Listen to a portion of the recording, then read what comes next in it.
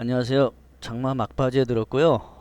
곳곳에 집중호우로 많은 피해가 발생하고 있습니다. 고구마도 예외는 아니어서 물 빠짐이 안 좋은 밭들은 이제 생육 불량을 지독하게들 겪고 있습니다. 그래서 이번 시간에는 이제 장마도 막바지가 되었으니까 장마 이후에 고구마 밭 관리를 어떻게 해야 되는지 이제 이야기해 보도록 하겠습니다. 먼저 제일 중요한 것은 배수로 정비입니다. 장마 동안에 물이 안 빠졌던 밭들, 물이 상습적으로 고였던 밭들은 지독한 생육 부진을 겪었을 거예요. 이제 제 밭 중에도 밭 하나가 물이 안 빠지는 곳이 있어갖고 지금 위에 그림이 보이는데요. 여기는 뭐 저도 크게 수확을 기대하지 않습니다. 지금 수확을 7월 말쯤에 예상했었는데 점점 늦어지고 있고요. 지금 보는 그림은 그 농촌진흥청 이형훈 박사가 해남 지역에서 찍은 사진입니다. 그걸 제가 허락을 받고 이제 옮겨 놓았는데요. 맨 좌측에 있는 사진은 정상적인 발육을 하고 있는 고구마고요. 두 번째가 약간 스패를 받은 거, 그 다음에 그 옆에가 피해가 심각한 것들이고요. 잘 보시면 알겠지만은 고구마가 거의 안 달렸어요. 아예 안 달렸죠. 수확을 기대하기 어렵습니다. 저도 아까 보셨던 습해가 심한 곳은 이제 거의 뭐 수확이 있을 거라고 기대하지 않습니다. 그러면 마지막으로 수확을 위해서라도 배수로 정비를 충분히 해주시는 게 좋겠습니다. 그 다음에 관심을 가져야 될 일이 이제 병충해 피해입니다. 잎사귀를. 병충해는 이제 예, 장마가 얘가 한번 끝나고 깔아먹기 8월이 시작하면 들어오면서 이제 급격하게 이제 이제 개체수가 많이 충들이 늘어나는데요. 대표적인 게 이제 고구마 뒷날개 흰밥 나방, 그리고 이제 고구마 뿔나방, 그리고 거세미 나방이죠. 고구마 거세미 나방인데요. 얘들을 관리를 제대로 못하게 되면 지금 보이는 그림처럼 밭이 엉망이 됩니다. 그래서 새로이 잎을 내고 하는 과정에서 고구마 수확이 많이 줄어들어요. 그렇기 때문에 충분히 예찰을 하고 무슨 벌레가 내 밭에 있는지 확인하고 그때그때 방제를 해주는 게 중요합니다. 이때 제대로 방제를 하지 못하면 고구마 수확하는 데 있어서 많은 피해를 입을 수 있습니다. 그래서 보이는 대로 방제를 해주는 게 좋고요. 만약에 잎이 구멍이 나 있는데 또는 잎에 피해가 있는데 벌레가 보이지 않는다면은 아침 일찍이나 저녁 해진 다음에 고구마 잎 밑에까지 줄기 밑에까지 자세하게 살펴보면 어떤 벌레가 있는지 확인할 수 있을 겁니다.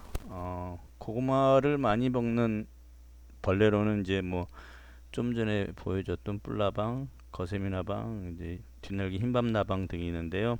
요맘때 제일 조심해야 될 거는 고구마 뒷날개 흰밥나방입니다. 그리고 이 충해에 대해서는 다음 편에서 자세하게 한번 다루도록 하겠습니다. 다음으로 우리가 시급하게 해줘야 될 일이 이제 김맥입니다. 이제 풀 제거인데요.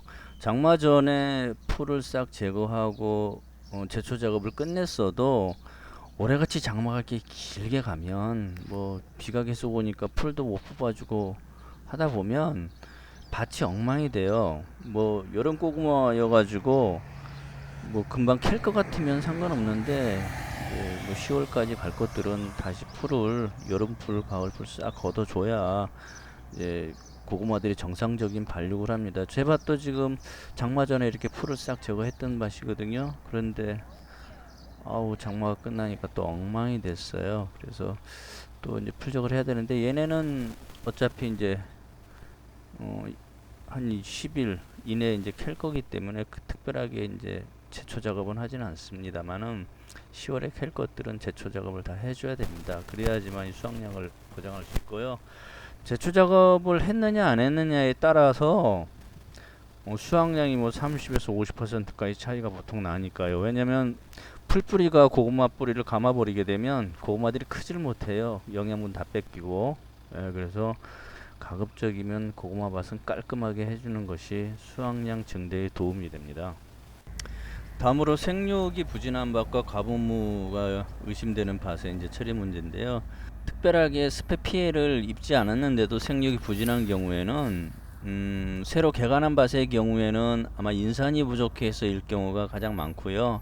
그렇지 않고서는 여러 이웃들의 말을 듣고 고구마는 거름을 하면 뭐 밑이 안 된다고 그래갖고 고구마에 전혀 거름을 안 했다든가 하는 경우, 이런 경우를 제하기에는 원체 고구마가 이제 영양분을 빨아들이는 힘이 강하기 때문에 생육 부진을 겪는 경우는 특별하게 없습니다. 올해같이 비가 많이 온 해에는요. 건조하지도 않았기 때문에.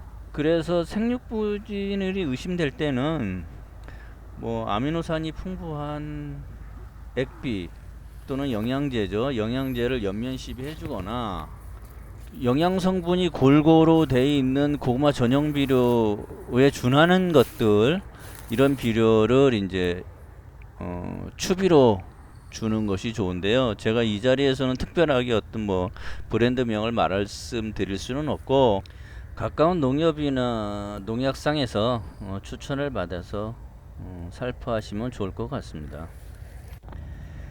그리고 과분무가 우려되는 밭의 경우에는 뭐 수용성 가리를 시비해 주는데요. 아시다시피 가리는 칼륨이죠. 칼륨은 고구마 괴근을 비대시키는데 큰 일을 합니다.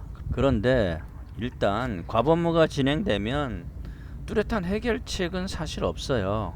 다만 이제 좀 완화시키는 것이고, 가리를 시비해 준다는 것은 비료의 어떤 구성비를 맞춰주는 거죠. 그러니까 가리를 시비해 줌으로 해서 줄기의 번성보다는 괴근을 더 키워주는 쪽으로 영양 밸런스를 맞춰주는 겁니다. 그렇다고 그래가지고 이미 뻗어난 줄기들이 수세를 줄인다든가 하진 않습니다.